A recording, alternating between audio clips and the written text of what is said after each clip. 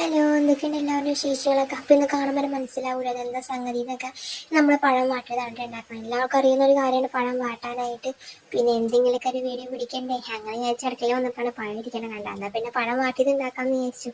ഏതായിരുന്നു എൻ്റെ വീഡിയോ ഫുള്ളായിട്ടൊന്ന് കാണാൻ നോക്കുക. അതുപോലെ തന്നെ എൻ്റെ ചാനലൊന്ന് സബ്സ്ക്രൈബ് ചെയ്യുക. കാണുമ്പോൾ തന്നെ വീഡിയോ കാണുമ്പോൾ നിങ്ങൾ സബ്സ്ക്രൈബ് ചെയ്യുക, ലൈക്ക് ചെയ്യുക, നിങ്ങളുടെ അഭിപ്രായങ്ങൾക്കൊന്ന് കമൻറ്റ് ചെയ്യുക. അങ്ങനെ നമ്മൾ ചാനൽ സപ്പോർട്ട് ചെയ്യാം കേട്ടോ. അപ്പം നമുക്ക് ഏതായാലും വീഡിയോ കാണാമല്ലേ.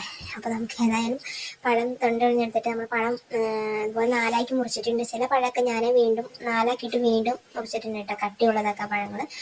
അങ്ങനെ നമ്മൾക്ക് ഏതായാലും ചീനിട്ട് അടുപ്പത്തേക്ക് വെക്കാം. ചീനിട്ട് അടുപ്പത്തേക്ക് വെച്ച് ചൂടാൻ ശേഷം അതിലേക്ക് നമ്മൾ ഇച്ചിരി വെളിച്ചെണ്ണയും ഇച്ചിരി നെയ്യും ചേർത്തിട്ടുണ്ട് കേട്ടോ. രണ്ടും കൂടി മിക്സ് ചെയ്തിട്ട് അത് ചൂടാൻ ശേഷം നമ്മൾ പഴം എല്ലാം ഇട്ട് കൊടുക്കാം കേട്ടോ. പഴം എല്ലാം ഇട്ട് കൊടുത്ത ശേഷം നമ്മൾ പഴം ഒന്ന് മുറിയും ശേഷം നമ്മൾ അടുത്ത സൈഡ് മറിച്ചിട്ട് കൊടുക്കാൻ കേട്ടോ. അങ്ങനെ രണ്ട് സൈഡും വേവിച്ചൊന്ന് മുറിച്ചെടുക്കുക. രണ്ട് സൈഡും എന്നതിന് ശേഷം നമ്മളത് പ്ലേറ്റിലേക്ക് മാറ്റാം. ഞാൻ മധുരം കുറവാണെങ്കിൽ നമ്മൾ ജസ്റ്റ് പഞ്ചസാര ഇട്ട് കൊടുക്കുന്നുണ്ട്, പിന്നെ ജസ്റ്റ് മധുരത്തിന് വേണ്ടി. ഇനി നല്ല മധുരമുള്ള പഴം നമ്മൾ ഇടാറില്ല, പക്ഷേ ഇത് ജസ്റ്റ് ഒന്ന് വേണ്ടിയൊക്കെ വേണ്ടി മാത്രമായിട്ട് പഞ്ചസാര ഇട്ടതാണ് കേട്ടോ. പഞ്ചസാര ഇടണമെങ്കിൽ ഇടാം, ഇടണമെങ്കിൽ ഇടണ്ട, അവർക്ക് തന്നെ ഇഷ്ടമാണ് കേട്ടോ. അപ്പം നമ്മൾ ഇച്ചിരി പഞ്ചസാരയൊക്കെ ഇട്ട് കൊടുത്തിട്ടുണ്ട്.